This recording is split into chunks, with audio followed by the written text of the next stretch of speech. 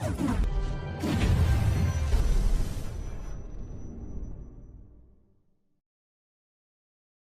folks, welcome here to another installment of Disgruntled. We want to thank you for joining us. We have with us again Mr. Johnny Washington, old Johnny Wadsworth himself.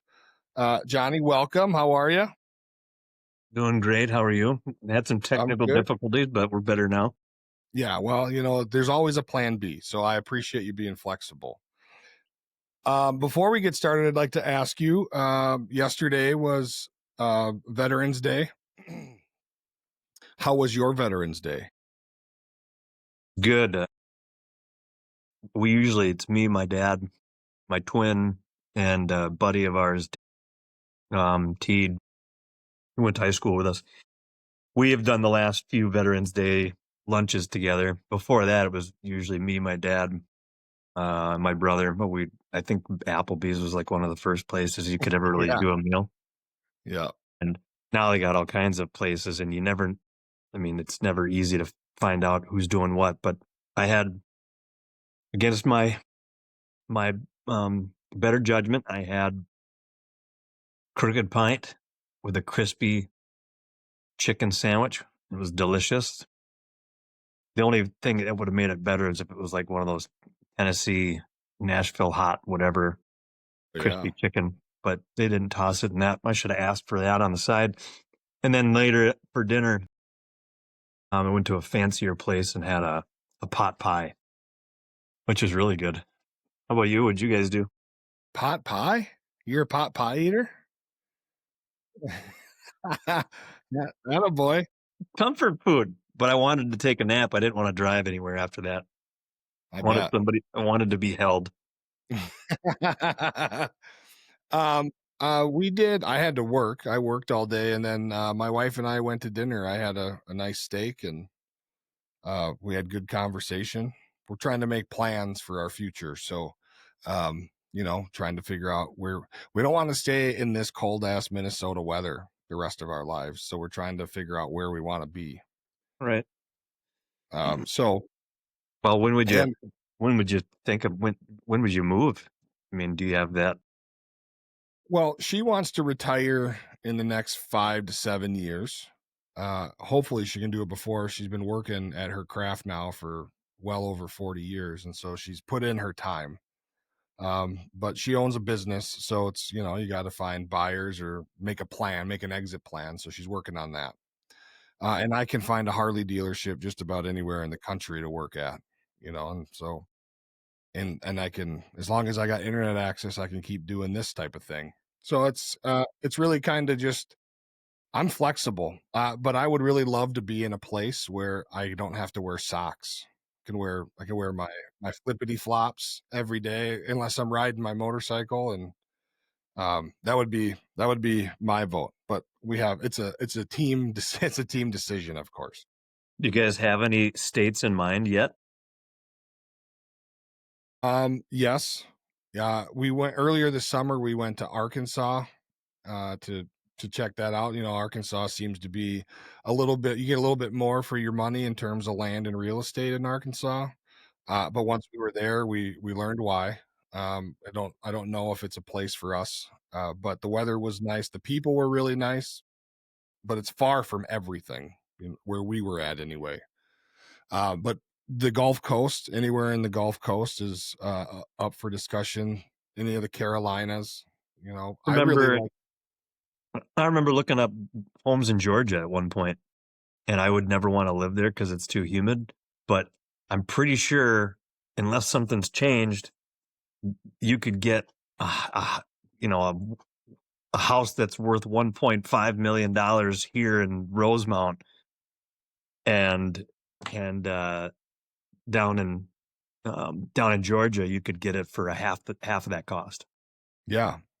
Stuff's a lot cheaper in the South.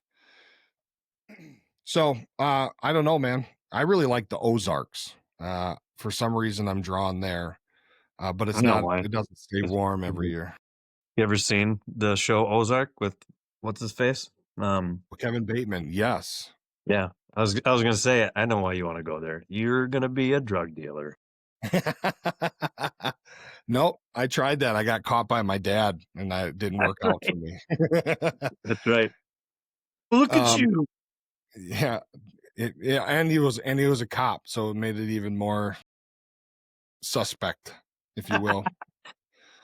Claiming it in. Okay, I wanted to ask you, and we discussed it a little bit previously, but it's kind of been swirling around in the media and around the water cooler in many places. What is your take on this huge three-eye Atlas meteor or UFO or some kind of spaceship or who knows what the hell it is that nobody seems to know? What's your take on it? Are you even interested in this type of thing? Um, no, not really. And only because I was when I was a kid, I loved watching unsolved mysteries. Hmm. Well, I can't remember the Yeah. name of the guy. I can't remember the guy's name, but I watched that every time. And every time there was an episode on aliens, I was glued to the TV. And so I loved the idea. I did tons of research on Area 51 back in the day when I was a kid, whatever you could pull up, back when we had 56K modems or worse. Yeah. Dial up. It takes 20 minutes to download one photo of Area 51 and nothing else. But I'd watch shows on it all the time, and there was such a mystery behind it. And then I started hearing about this Bob Lazar guy, um, who worked at S4, which is in the vicinity, and he was able to substantiate stuff that later on, the stuff that he said back in the 80s was substantiated 20 something years later, or 30 years later, whatever. And so that was interesting to me. Like we finally have had reveals on some of that Yeah. old technology and all the denial that would happen. Like, there was a fancy machine that this guy, it would measure the distance between like your bones or something in your hand. And that's how you were identified, kind of like a fingerprint reader. And everybody thought he was nuts. Many years later, you could Google it right now. You can find it on the internet. That is what they used back then when they didn't have as, high tech technology. So the topic was always interesting to me, but I just got so bored of the lack of accountability and transparency and stuff, and I was just like, I don't know if any of that's real anymore. And if it is real, I'm not going to be impressed by it anymore. I bet. Like somebody comes down and an alien decides to knock on my door, I'd be like, grab yourself What's a up? white claw. What's up? Let's grab yourself a white claw. Let's go watch some kitchen nightmares. Yeah, right. White claws and fudgicles. How about you?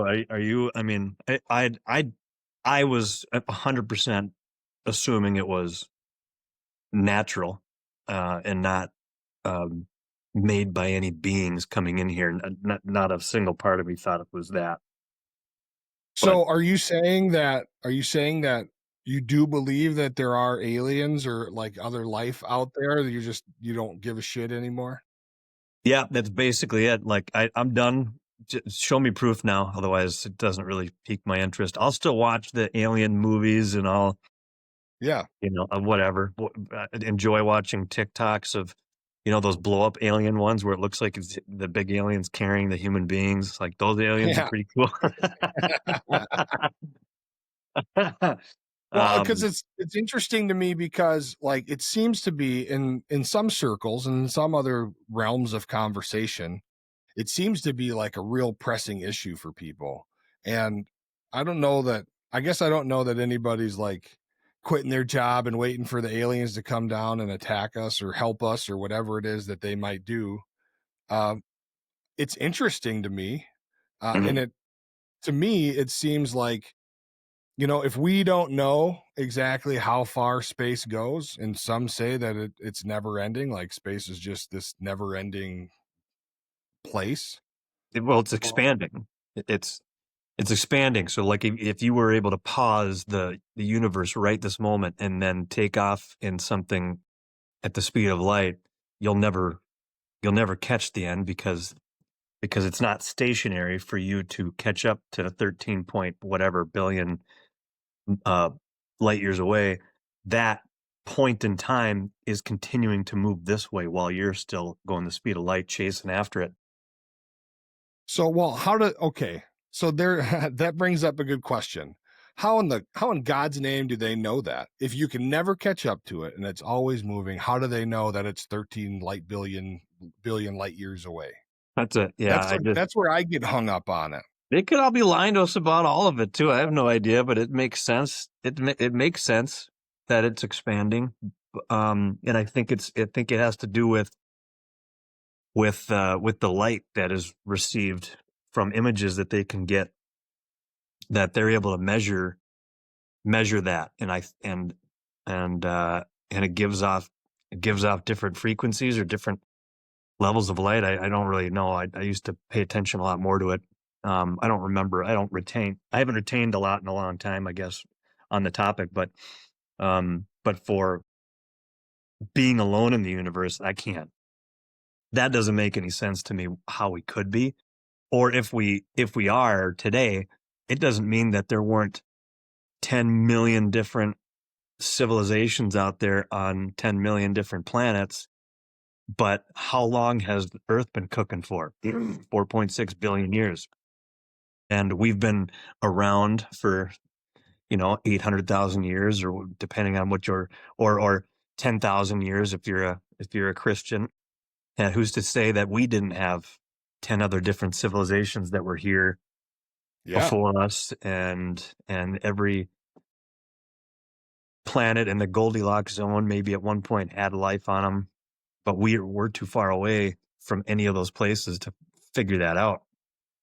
And if somebody, I mean, somebody from 4 million light years away, if they were able to look through a telescope and see, Johnny playing in his front yard with his kids, that's still 4 years in the past that he's looking at. And so now you find a star system, 100 light years away, and they're looking back here. I mean, I think people can look back here. We could look ahead and find a planet with a bunch of dinosaurs on it. But if we took a spaceship and went there, like in real time, if we could pause it, by the time we got there, their dinosaurs went extinct, and then they had all these beings that existed afterwards. And yeah, it's a lot. I don't know. I can't believe that there's a space. That's a lot to think about, bro. It is. But there's a massive, like, how massive is this universe? What a crazy waste of space to only have one civilization on it. Yeah, I agree. One species. I agree. Let me ask you this, because this is a controversial space topic. You believe that the moon landing was fake? That's a great question. I keep hearing about this belt, this field, this radioactive field around Earth that we don't have that allegedly we don't have the technology to, like, get through. Like, you would die by going through it. I keep hearing about this. What's it called? Well, so that's new. That wasn't a thing back when we supposedly landed on the moon in the 70s. The Van Allen belt. And it's 2 donut-shaped regions of energetic electrons and protons trapped by Earth's magnetic field. These belts act to protect from harmful cosmic radiation, but they pose risks to satellites and astronauts due to their high energy particles.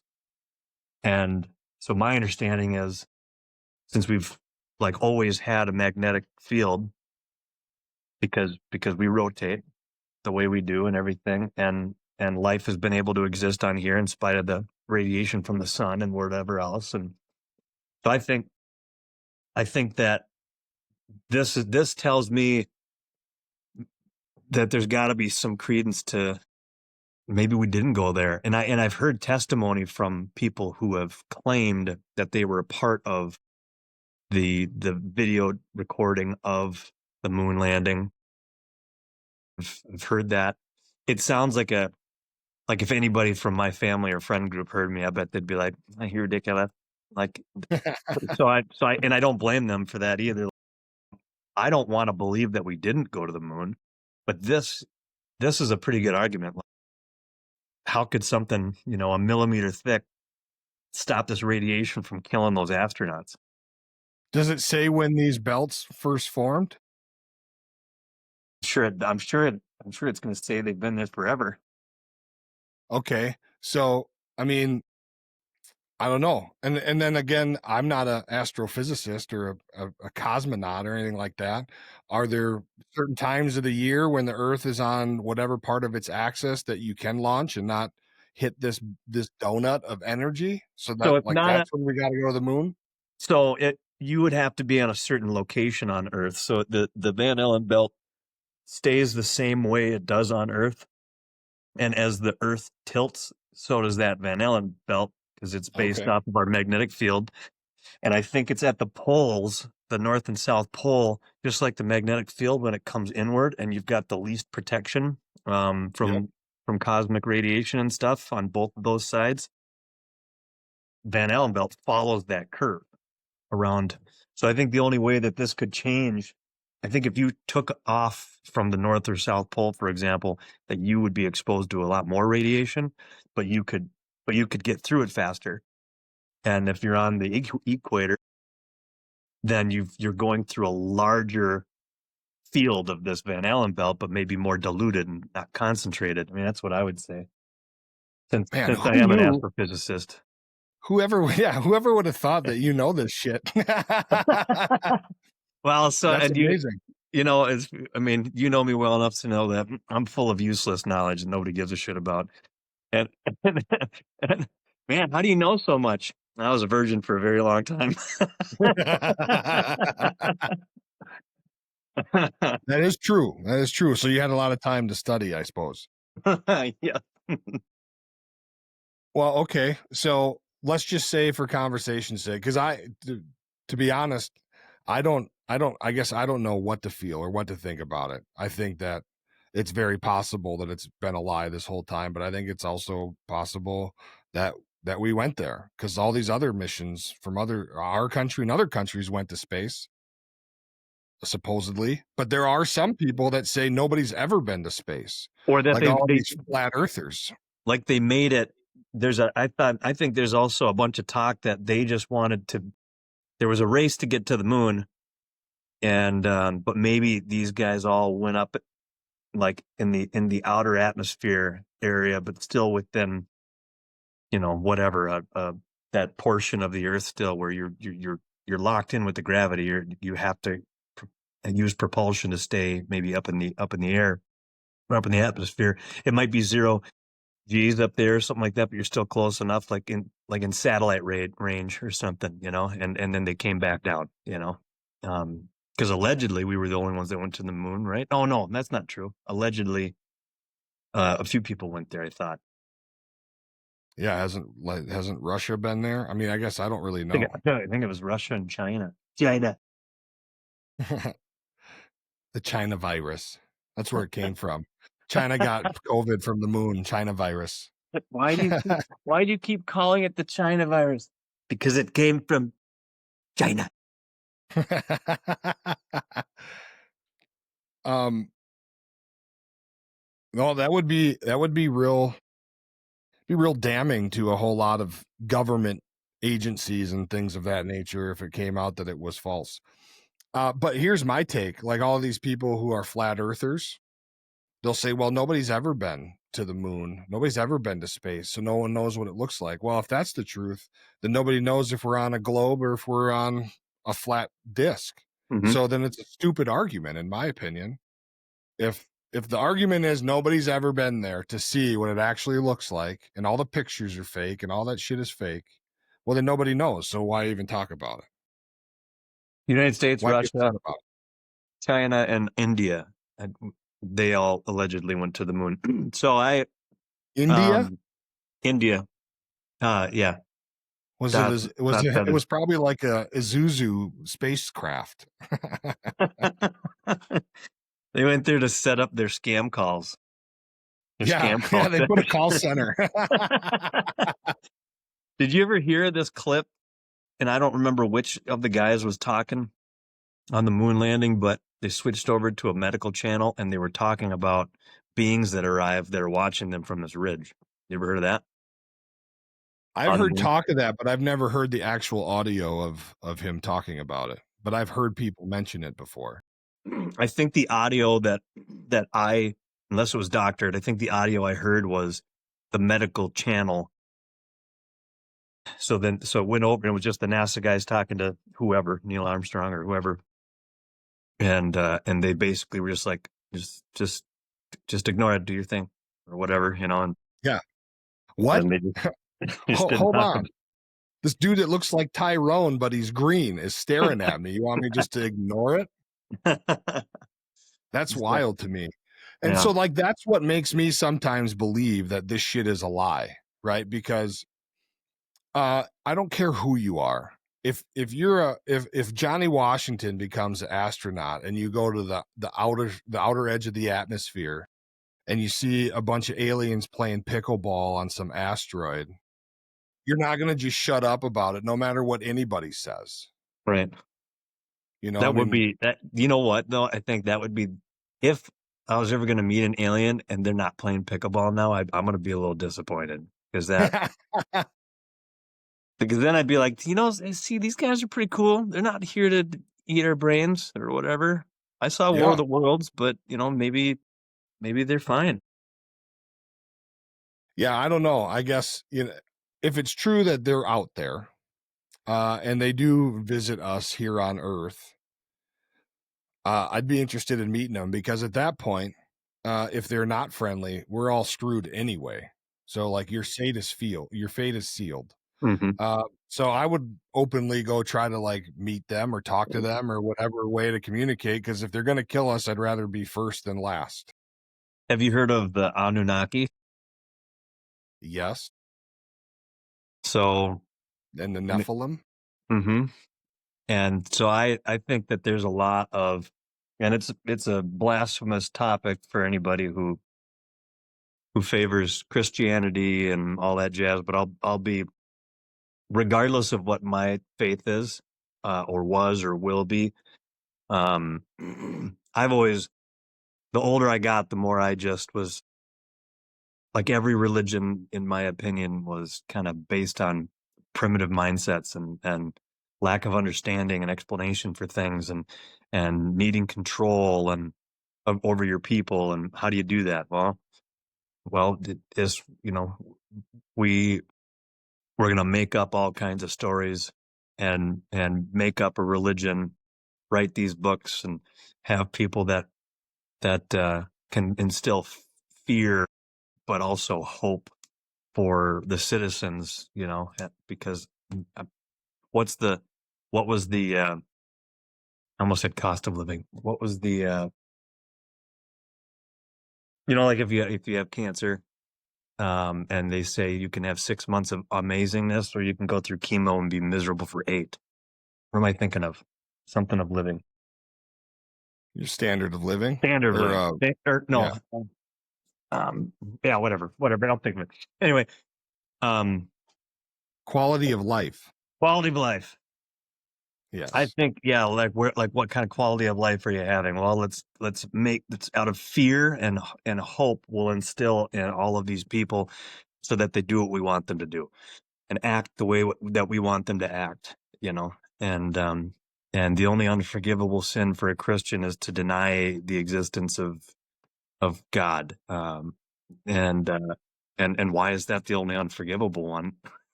That's so that, I mean, they want to have that level of control. That's the worst one, the worst thing you can do, and you're going to be in here. Nobody wanted to go to hell. So, Yeah. Well, so and I think that it's shown to be true over time, right? That many people in many high places throughout history have used fear and intimidation and those types of things to gain compliance and obedience of whoever it Mhm. is. Right. So, yeah, I Yep. agree. Emperors, Um, kings, royalty, bloodlines, all this stuff. Gods yeah, on earth. The and the Anunnaki story. I mean, there's so many. You know, it's crazy though. You get like the flood. Like every major civilization that was around during the time has recorded the fact that there was a flood.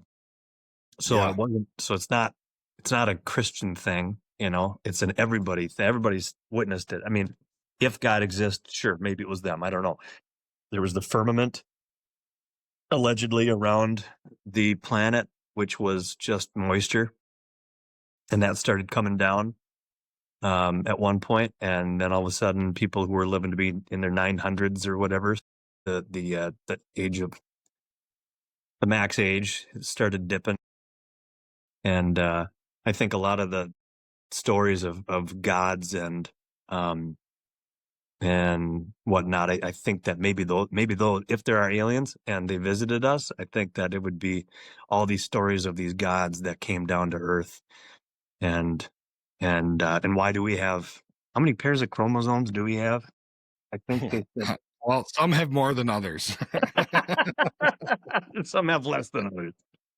Um, But you're right, because if it, I believe that stories of like the Nephilim and the Anunnaki and all that stuff, if all that proves to be true, as well as aliens, well, that kind of blows a pretty big hole in the idea of religion to some extent, right? Because aren't these stories of the giants and the Nephilim and all that, aren't these like biblical stories that were left out of the Bible, if I understand it correctly?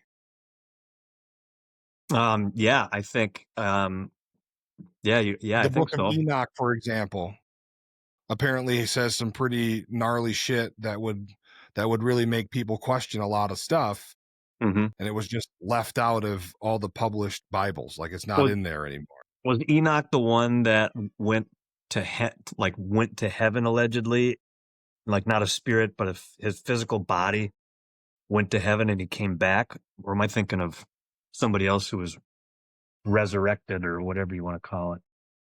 Maybe. To be honest, I haven't dug enough into it. But what I will tell you is, if you have never seen, and anybody watching this, if you've never seen it, That was Enoch, there's a by the way. there's a channel on YouTube called the Y Files, and it's this dude, AJ Gentile is his name. He's the one that hosted. It's his channel, but he digs into all of these stories.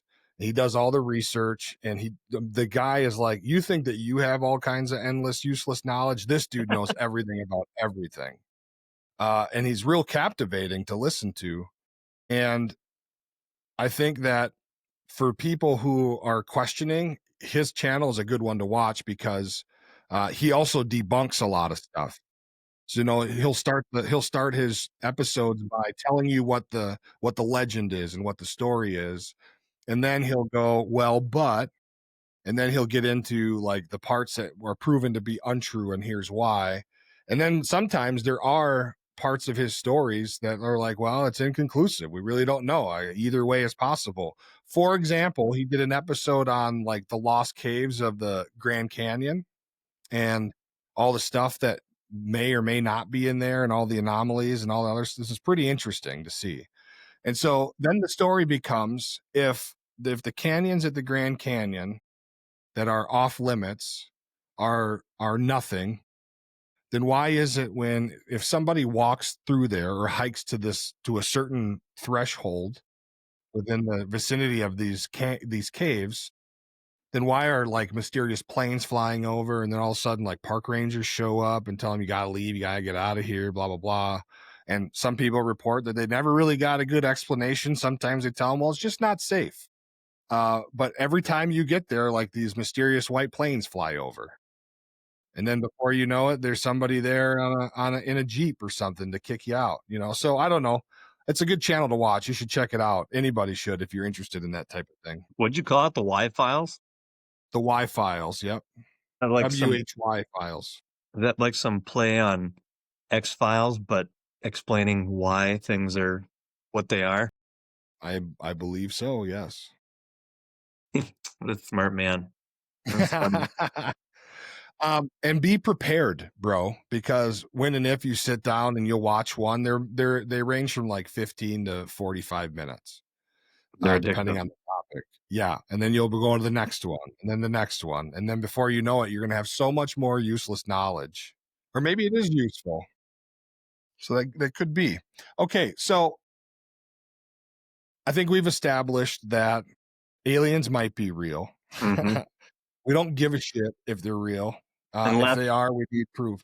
So, but let me ask you, bro, you were talking about all this research you did on Area 51. Did any of it make you believe that there was truth in whatever they say is down there? Or do you yes, but and this was a long time ago. I mean, I for a period of time, I couldn't even search for Area 51 anymore. Like I couldn't find it anywhere on the internet, and I think I was probably a teenager by then. Uh, and I remember researching things like how close people were able to get to the area, and Mhm. but then over time they've purchased or acquired more land and pushed the borders out further and further. So the more advanced cameras came out, couldn't they'd moved the border again, and then you can't really capture anything. It's too grainy or fuzzy. But there are, I think, did you see you heard of Bob Lazar when I pointed him out? I've heard his name, yes. If you listen, you can go back to the 80s if you want to, to listen to his first time ever talking. They blacked out his face and they muffled his voice, but eventually he just came out and said screw it. So but he was everything that dude said in his original interview, like a bunch of that stuff became substantiated and admitted years later. And so that to me told me two things. Number one, this dude is consistent because he's been telling the same damn story for 40 years and without deviating and having um, large discrepancies in what he's saying. I mean, you and I tell a story from something that happened a decade ago, and we're going to have deviations from our facts. It's not intentional, it's just over time things fade or whatever. But ultimately his message still remained the same, and he's so it told me that he's consistent. So I think he's truthful in everything that he said, and then as the government started to admit things and things came out, then I'm like, well, now the now the government is agreeing with this guy. But he went to a university. I think he was employed somewhere for a while, or worked there. I don't know if he was a scientist there or if he was going to school there. Whatever the deal was, I forget. It was a long time ago. But like he was removed from all the records there, and so people weren't. They were trying to discredit this guy, and so people weren't believing him. Like there's no record of you existing there. And wouldn't it be easy just to find 24 people who remember seeing you there and getting them to say something? But they were probably threatened. But here's the funny thing: I think it was a phone book or something. They didn't destroy every record. There's one record of this dude's name um, existing in that place. So then now you know that the government's been trying to delete the dude's life, and he hasn't really had a normal life since. All he's been doing, it's not like he went into hiding and he didn't get offed, but he I think he's self-employed and still does scientist work, um and then he does shows and books with other people and does interviews, and that's probably how he provides for his financial well-being. But it's interesting. There's several different things out there with him on it, and I've watched hours and hours and hours of him, and he is by far somebody who I would trust as having dealt with an alien craft. At first, when he was talking about it, he only saw the craft once. He was hired to go to S4, which is, I don't know how far away it is from Area 51, but it's a part of that whole area. Mhm. And this they had to go through an entrance in a mountain, which is funny because that was talked about by other people in the past too. So more consistencies. And he said there was like a dozen different spacecrafts in there. And one of them he called the sports model, I think is what he called it, because it was sleek. And he said he was given an opportunity to be inside of it, I think, at one point. So then he was able to draw how the thing functioned with a platform kind of in the middle. It's a disc platform in the middle to stand on, and it's just smooth. Like there's no welding marks. There's no fasteners of any kind. You're not finding creases. It's like the thing was formed to be what it was as one piece. And then Wow. beneath that platform, on the platform, there was a door to get in, and it was like a honeycomb.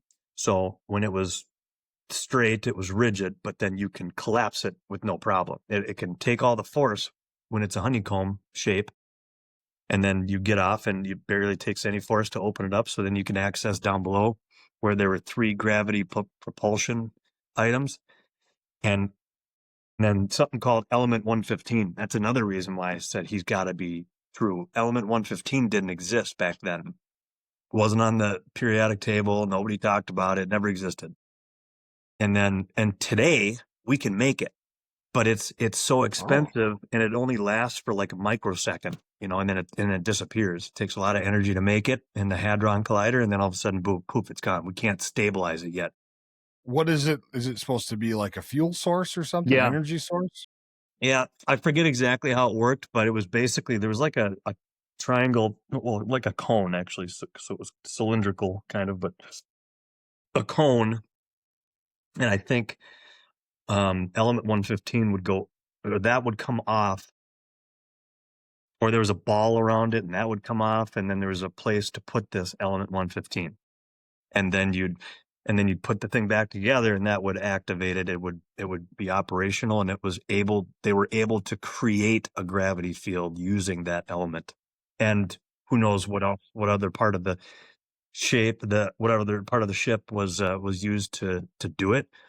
I don't, if there's a lot of different ways to stabilize and destabilize elements, I think, and we just haven't figured out this one. But after he said that, now you're talking 30 plus years later or whatever it was, and all of a sudden our science community knows that element 115 does exist and it can be made.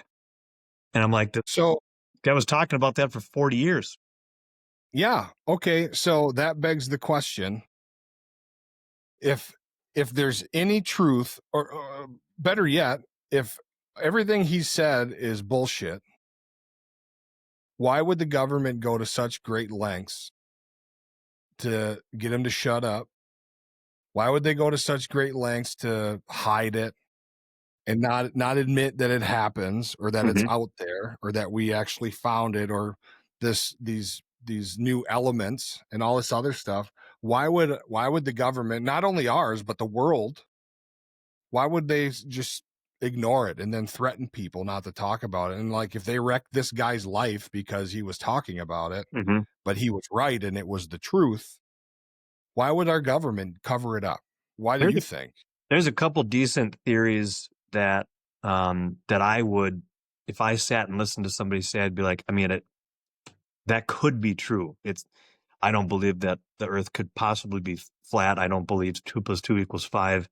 But some of these things can be possible, and I think I think that they're aliens, and then, but I also think that there's some truth to that they could be man-made from other civilizations in our past. It could be man-made from people during those wars. Maybe some of them were smart. I mean, look what we had with Tesla back in the what was that, late 1800s and stuff. Like that dude was way ahead of his time. And can you imagine him today with endless resources and endless money, what he could do?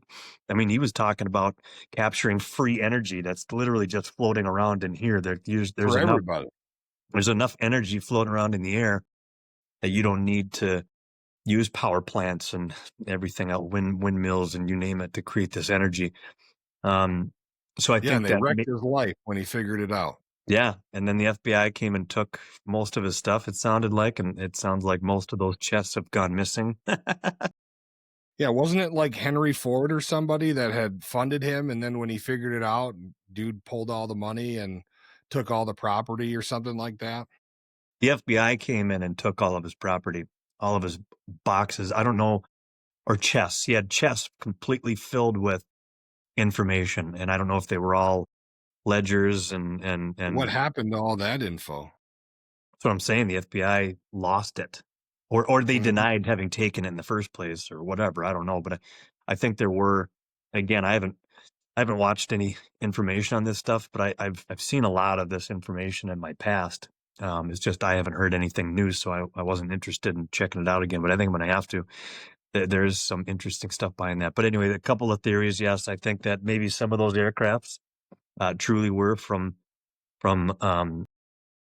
entities outside of our Earth, and I think that we also have human beings who created it too. And I mean, you can hear all these stories about past civilizations like the lost city of Atlantis and everything like that. Well, Yeah. explain to me how it's possible that the pyramids were made. Allegedly, there was a guy who figured out a way to move heavy objects using frequencies, and it's I think I had heard that this guy was building a large structure with extremely heavy items, but I think he was doing it at night, and that there was talk of townspeople hearing humming noises from that area. And I'm like, maybe there's some truth to that. Maybe those guys did have some crazy technology. That those pyramids are. I've heard a lot of people theorizing that the pyramids were an energy creating machine. The way it was designed, because none of them are tombs. None of those Yeah, are right. tombs. And Well, and didn't they just recently come out and say that, like, they go another 2 clicks or 2,000 kilometers or 200 kilometers or something like that under the surface? So, like, they're a lot bigger than what they look like. that was a recent discovery. Um, Yeah. I don't remember the distance, but there's giant columns that go down that are whatever. They might be 10 times as long as the pyramid is tall. I don't know. And then Yeah, I wonder what. caverns and yeah, I am interested to find out when people will be allowed to figure out a way into that area and explore. But there is such, I think that the antiquities people for Egypt, I think that for the longest time they've always tried to hold things back because they don't want people to know the Mhm. information that they know. So they've opened areas, not let people in, and then sealed them up. They've talked about how the Sphinx is the same age as the pyramids, but it's not. It's 12,000 years old, and the pyramids might be 4,500 years old. I think they were like around 2,500 Really? BC. Yeah, the Sphinx, and it's evident because of the erosion. And the last time the water erosion on the Sphinx, it was excavated, and the only way you can get these erosion patterns is from heavy rain. And so there was talk of, well, this has to be 12,000 years old, not 4,500. So who was Yeah. there beforehand? And it's clearly evident too with the Sphinx head. I mean, there's no way that bitch has a head that tiny. Like who designed that thing? And then what? The pharaoh was like, Frank. I mean, that head is real tiny, man. Yeah, we gotta do something about that. Can you start over? Jack, get him a new chisel. This one's Yeah. fucked. No, I think, but it is a small enough size that you could have carved that from a larger, like feline head or whatever that. I don't know what that animal might have Yeah. been. So So you're saying, like, they refaced it, like, it yes, might have been an animal face, and then they carved this woman into it. I think that these people started creating a community amongst themselves and stumbled upon the Sphinx. And 5,000 years ago or whatever it might have been, and then they started settling there and creating these pyramids and They repurposed it. repurposed it for, to honor one of their pharaohs or something. Interesting. Useless knowledge. Well, but you know what? It's not useless. And like all of these things, the dude on the Y-Files talks about all of this stuff. Yeah, it's pretty interesting. It's very interesting to me because sometimes you look at this stuff and you think, well, there's no, and like many people, there is no way that you could have 10,000 men and you're not building these pyramids in the time frame they said they built them. It's just Right. not possible. Right. There's got to be some other technology there. There's drill marks that are made differently than even like a core drill. Like we use core drilling machine in mechanical field to cut cylinder holes out of block walls and solid poured concrete walls. And they had, that was a copper age back then. I mean, they did have copper tools, and they were able to cut granite using those tools. But Mhm. the striations that you see in the cores that were found can only be created by something that had a drilling ability, because like they took string, started at one point, and then started wrapping it around, and it was moving that way, just like a drill, or a drill bit. And so they don't, whereas the copper cylinder that they would use, they'd have a stick and their copper um, core deal, blade, and then they would just go back and forth like this. So it would cut more of a smooth, but it was just going back and forth like this. Yeah, right. Whereas the drill goes down and then the striations follow the movement of that drill. And that is what's over there now. They originally denied the Sphinx being even possible to be 12,000 years old. But then all of a sudden, many, many years later, Gobekli Tepe was discovered. I think that was carbon dated back beyond 12 years or 12,000 years too. It's like another Stonehenge type of a place. Yeah, right. Yeah, I learned about that on the Y-Files also. Now all that's very interesting to me. I love all of that. I would love to Me figure out too, more man. explanations. And But when you think sometimes I just can't wrap my mind around it, Mhm. like I just I can't fathom that. Okay, well, these giants walked the earth and they built these things, and like the Nephilim could have built the pyramids in fucking 2 weeks, Yeah, right? And then they went on to the next thing. right. I'll have sex with an angel, but I'm not paying for that kid's child support because that that guy that guy will eat way too much food. Yeah, and wreck stuff on Yeah, not on purpose. right. Yeah. Then you feel bad, and then you go get some popcorn and watch a show. How do you find childcare for a half angel who's just destroying shit? I think my Homeschool. Karen calls you. Listen, this is the fourth time this week they've eaten 4 children, and Yeah, we can't have your son here breaking femurs. We got to do something. I'd be more concerned with finding a diaper than childcare. But I would definitely that would be a good excuse to be a stay-at-home dad. Then I think that Yeah. I think most companies would allow me to do that. Well, make sure you're ready for the rapture when the angels come down to help God sort all this shit out and Yep. be Come here, nice to them. Gabriel. Gabriel. Yeah. I Oh boy. saw you've been working out. Bring that ass over here. Taibo. He's been doing Taibo up in heaven. All right, bro. Well, I think we've beat that horse, but I want to also not lose sight of that because some of this stuff is super interesting to me also, and you seem to be a little more knowledgeable. So we'll have further conversations about some of these things because I like learning the knowledge and I'm not the best reader, right? I know how to read, but I'm not good at sitting down and reading for 3 hours. I'll fall asleep or interest. But moving on. The last thing I want to talk to you, we went a little long on this, but that was great.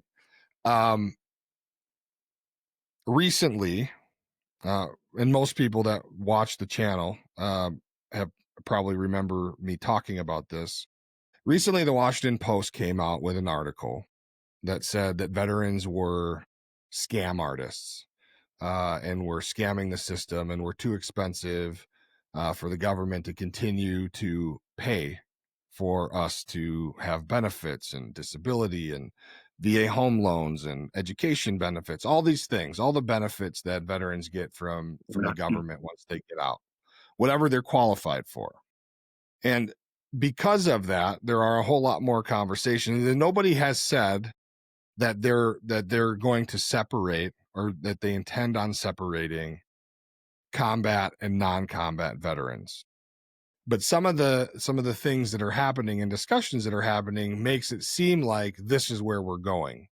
And so I guess my question to you is, because you and I have never really had like deep discussions about VA and benefits and how you get them, and this is bullshit and that was hard and all that other stuff. So I don't know what your level of knowledge of the system is, which probably isn't, it shouldn't be very deep, but for whatever reason, do you think that if the VA comes out one day and says, "Okay, well, Mr. Wadsworth, you served in combat, so this is the list of benefits that you're eligible for. Anything you already have, you can keep. Anything else that you may need in the future, say you have progressive conditions or anything like that, you'll have to apply, but only these." And then other veterans that we know who never deployed to combat only get a few things because they're not the same. And the idea is that this would save the government money in disability benefits, in hospitalization, paying for doctors and nurses, and like facility maintenance. The bill for facility maintenance in the VA system, by the way, is astronomical, way more than I thought it would be. And so I guess it frustrates the shit out of me. But do you think that this could create like this unneeded divide in our community? Because at the end of the day, this is our community. The veteran communities belongs to you, it belongs to me, it belongs to everyone else who served our country. Um, and I don't know that as a combat veteran, by their definition, I don't think that my service is any better than anybody else who never served in combat. Or, like maybe we got peacetime people that were on a Navy ship for 4 years, never seen a lick of combat, but that doesn't make their service any less than mine or yours, in my opinion. Mm-hmm. Yep. Do you think that this is a dangerous thing for the VA to potentially do? There's no confirmation that they're doing this, but it seems like that's where we're going. Yeah, I think it would be incredibly unwise to separate that. I would say it needs to be equal across the board. If there's a problem with funds, what happens if you're on a construction job site, something falls on you, you break your back, you're paralyzed? Do you get $2,000 a month for the rest of your life? No, but you'll get a settlement. Somebody will get a settlement. You'll get a settlement out of it. And maybe that's $10 million. And then and so and I guess I don't know what $10 million is if you divide that over the course of 40 years, what that ends up being. But if you were going to change something, I think you'd have to change it for everything. And if your concern is we're spending too much money and there are plenty of fakers, well, then have it substantiated and do settlements instead, and then cut ties with them. If the current system isn't working and you think people are faking it, have them come in for reevaluations every couple of years, and start. They used to do that. The Did VA they? used to do that. Yeah, you would have to you'd have to be reevaluated every couple of years up into a certain threshold, and then if your conditions stayed the same or got worse, you were good. If you recovered and got better, then yeah, they would downgrade you to whatever they But thought it was. we should do that. And maybe it's not worth it. Maybe it's not worth it because the people doing the evaluation are each getting paid 150 grand a year. Well, Yep. how many people does that doctor evaluate in any given year? I can do 3 DBQs, 4 DBQs a day for 303, we'll call it 300 days a year. And oh my God, quick math here. It was so they do 900 to 1200 evaluations a year. 150 divided by that is 100. I So don't know. I'm not good at math. Dude, I was an infantryman. We don't do math. anyway, what I'm getting at is if that dude goes balls to the walls to do these evaluations every year, is it justifying his paycheck along with all of the other overhead involved with processing that DBQ? That's a Maybe good point. it's cheaper to continue to not have all of those resources ever again, and just pay this guy what it was supposed to be, and we just leave it at that and walk away. And maybe this is the cheapest form of it. Maybe reevaluations don't justify themselves. I mean, over time, as you're downgrading people, you'd think that we're able to save more and more money as time goes on. But the military is only getting bigger, and more people are getting hurt. Well, and furthermore, I mean, in the last 20 years as a nation, we have thrust more men and women into the veteran community. I mean, we were 20 something years at war, longest war in our country's history.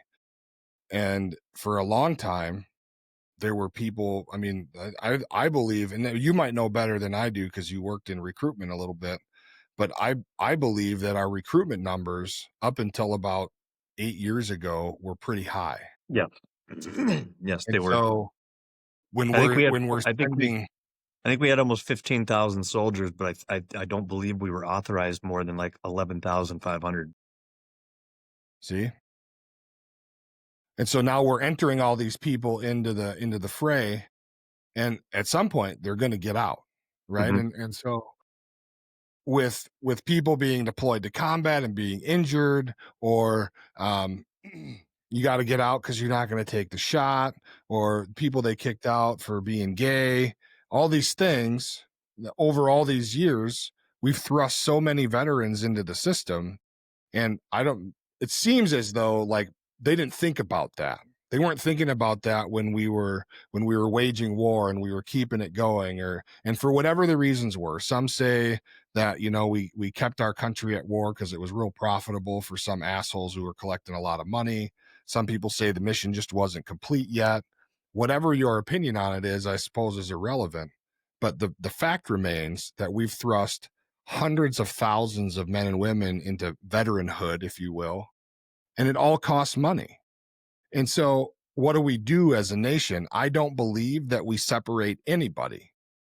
I don't believe that we take away from anybody who's already got established benefits going, because actually, after you get your benefits and it becomes a way of life for you and you start to depend on these funds, you start to depend on the healthcare or whatever it is, well, that becomes part of your monthly budget. It becomes part of your way of life. And so if we're going to reevaluate, that's fine, but I don't know that we need to go back. And I do believe, I don't know this for sure, but I do believe that the VA has a team of some sort that does try to catch these people who are scamming the system, who are lying on their disability applications, or they're, fake limping into their doctor's office, whatever the hell it is, malingering, all that bullshit. And I believe that if you're caught doing that and scamming the system, you should go to jail. You should have to pay back every dime, and we should try to save money that way. But if we're going to save money as a country as it relates to veteran benefits by separating the men and women who deployed to combat and who didn't, I believe that that's not keeping up with what the government promised us when we joined. When we joined, the government promised you, Johnny, and promised me, if something happens to you, don't worry, we got you taken care of. You can get education, you can be retrained if you're wounded and you can't do the job that you set out to do. You'll get disability payments to help offset the cost of living because you can't work a full job or whatever the situation may be, was already promised to us. So if that's the case, then just stop promising it now to people who are joining. Recruitment numbers will go to shit, but then we won't be just kicking veterans out in the cold 10, 15, 20 years from now. I think we need to downsize the military force in general. I don't think we need the force that we have. I know recruitment's not easy right now, retention's not easy, but I think that if we downsized a lot more and just stayed out of the entire world's business, which I've been saying since I joined, maybe earlier, like we're the parents. I was reminded of comedy skit from Dane Cook, and I think it was his first. I want to say it was his first show. I don't know. I don't remember for sure, but it was that was back when he was funny. No offense, Dane, if you're watching. But He's not. at one point, he was talking about how we're the parents of the world, and then we just like we destroy a bunch of people, and then we kick down the door. Or no, that's what he says. He's like a parent catching a bunch of siblings fighting. You kick down the door, and you're like, "Hey, knock it off! Knock it off!" By the way, we're gonna leave like 1 million soldiers and $10 million worth of equipment here. Is that cool? Bye." Yeah. See you later. It was something like that, and I'm like, I don't agree with all of the time and energy that we spent helping other people, because even I think it was Trump and his administration that had the idea to say, "Hey, look, we're not going to help Ukraine. You guys did this to yourselves." And maybe he didn't say that. But you guys, He should have. you guys figure this out. And then he might have changed his mind, because I thought that he sold it so that he was able to get mineral rights from Ukraine. So then, okay, now are we paying for ourselves now? That's great. Are we subsidizing this to the point where we're not losing any money? Because that's the only incentive I'd say to help others is are we, like, how many taxpayers or people, citizens in this country, have struggles, and we can't do certain things here, but we can send billions over to Ukraine. We can't pay any of our federal staff, right? Or now we can, I guess, I think soon, but couldn't pay them for a while, but we'll send care packages in the billions somewhere else and bail somebody out. And yeah, I don't know. I think we just need to mind our own business, downsize the military, and make a military better. I'm not happy with I don't have faith in our military to defend us. I don't currently. I would say the Marines are still tough. Special operations groups are still tough. Everybody else got so fucking sensitive, and and there's no accountability. There's laziness. There's entitlement. Disrespect, and people are getting awards and rank like fucking Tic Tac. Like, I busted my ass to get E7 at age 28, and that was really young for the Guard at the time. Yeah, and very much. and now, fuck, did you even graduate high school? And here's your Yeah. here's your standard E7 rank. Yeah, I mean, nowadays you see 27, 28, 29-year-old first sergeants every now and then. I don't think it's very common, but it happens. Back when I first joined, if you were a first sergeant, you were a crusty old guy. Yeah. Right? You had to put in most of a career to get there. Yeah. Yeah, I would tell you, people were, before Iraq, I would tell you people were lucky to retire at E7. That's what I would tell you. And I think Iraq changed that for a lot of people too. There were plenty of young people who became sergeants when, before that deployment, we had people twice their age who still weren't sergeant yet. And it wasn't because they were bad at what they did. It was because it took you forever to get that rank. To be an E5, you were going to be in your 30s. To be, you'd be an E4 for sure in your 20s the whole time. Like, and it was more competitive, if you remember. I mean, I think we got in close to around the same time, but I believe it was when the Iraq War kicked off, and furthermore, for the Minnesota National Guard was where my career was. At the time in that organization, if you were going to get promoted from specialist to E5, first of all, most combat MOSs you had to go through corporal, which was a junior NCO. But you had to board for them. When I first got in, they held boards for E5 promotion.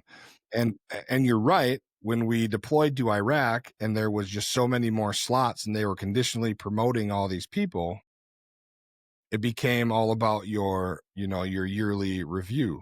And that's what you submitted for promotion. And the board was cut out of it for us anyway, maybe not on active duty, but for the Guard it was.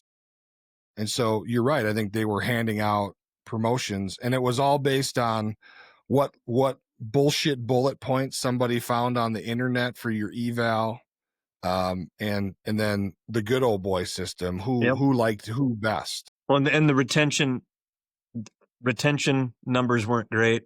Like, people were getting out because nobody wanted to go to Iraq, and the worst that people had to deal with for the previous 15 years after Desert Storm was Bosnia, Kosovo, Egypt, Sinai, maybe Africa or some other shit, Panama, like not what we did. And so then when you know you have a deployment that was supposed to be like a year and a half, and then or 14 months, a year and a half, whatever it was supposed to be, and then it extended twice, retention just started tanking at home. And so more slots became available. They increased the MTO. So the authorized strength of Minnesota they just kept getting more slots that really didn't have a place in the MTO. It shouldn't have existed, but we'll add 10 more in this MOS. So anyway, that's what I was saying. I want to say on paper we were supposed to be 11 something thousand strong, and we were probably at 14 something. So now retention and recruitment started kind of going downhill again a good, decade ago. And now there's still an influx in slots and not enough people to fill them. So somebody has to be in the position. So and I think that they're doing better. I think it's getting better. I mean, Pete Hegseth has a whole lot of haters out there, naysayers. But I think it's getting better because they did report that before the end of the fiscal year, which was just a month or two ago, everybody exceeded their goal. Every branch exceeded their goal for last fiscal year for 24. Wow.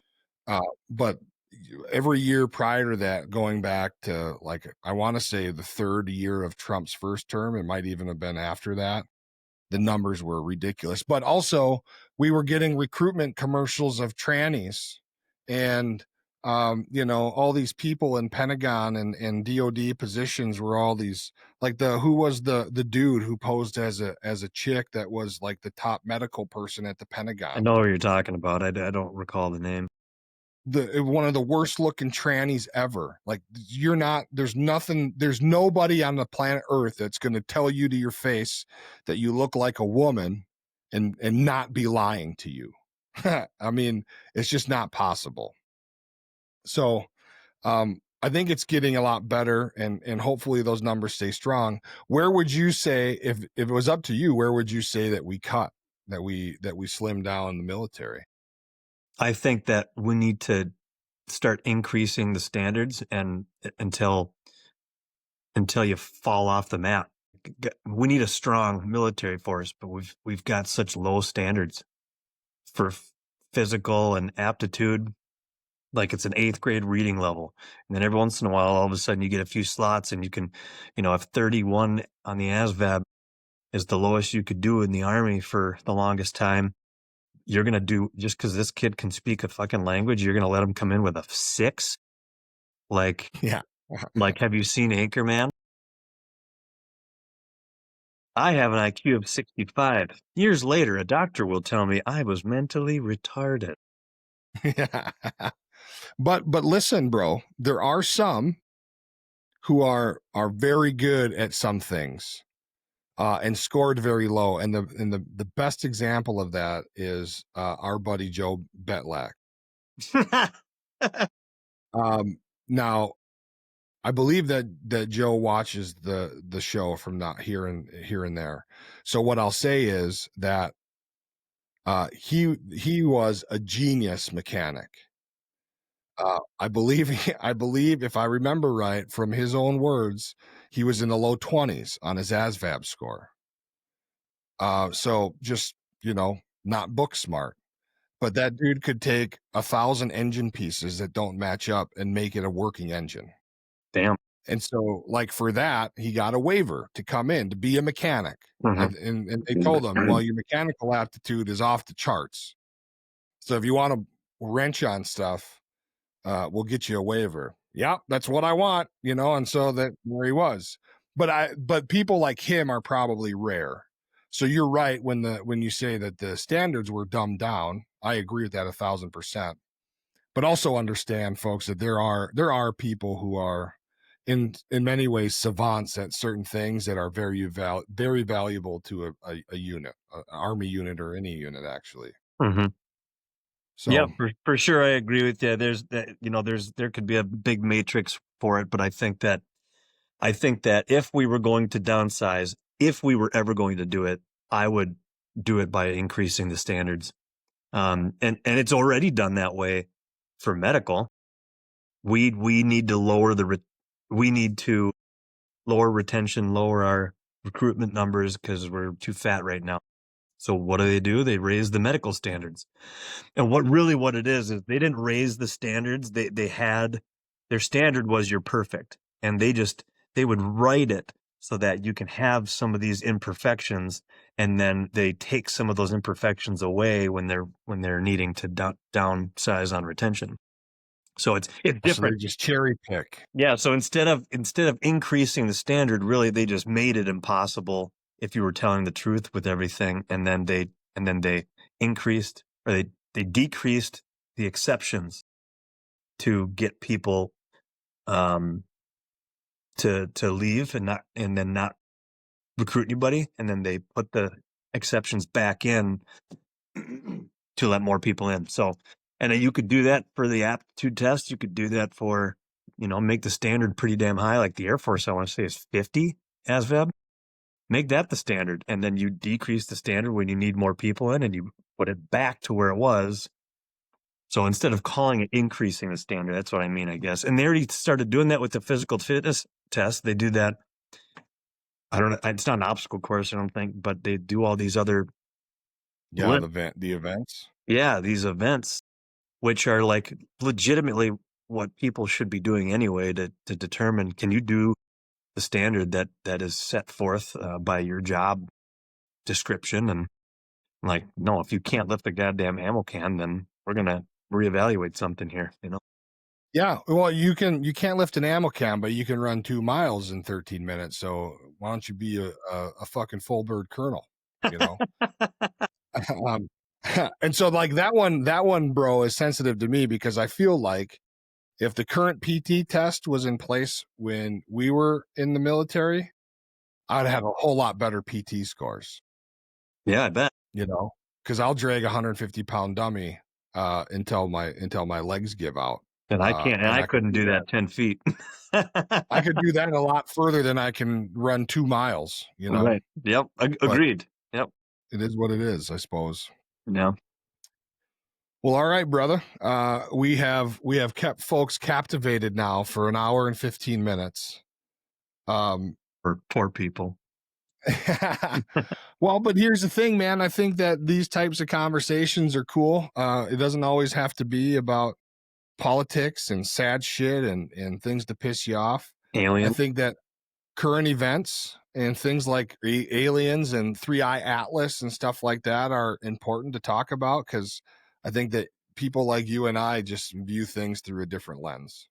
Do you think that when And the so, aliens come, they're going to probe people? Do you think that's still a thing, or is that more of in the 80s, 90s? well, one can only hope, man. I know. Like, I'd be really disappointed. Yeah, like if they could probe my behind and then tell me what I need to do to be able to drink milk again, Mhm. I'd be all for it. I'd be all for it. Probe away. What was the probe for? Jim, did you probe another one? Why are we out of probe covers? What have you been doing? Why are we out of probe covers? This is not sanitary. Boy. Well, all right, man. Folks, we want to thank you for watching. If you like what we're doing here, like and subscribe, hook us up, share us with your friends. Johnny, again, thank you for your time. We look forward to having you back again. You're always welcome. I hope you'll come back. Yeah, thanks for having me. Yeah, we love you. We love you here on 3 Clicks Media. Nice. I love it. All right, folks. Well, you have a great rest of your night. Johnny, again, thank you very much for your time, and we will see you all again next week. Good night.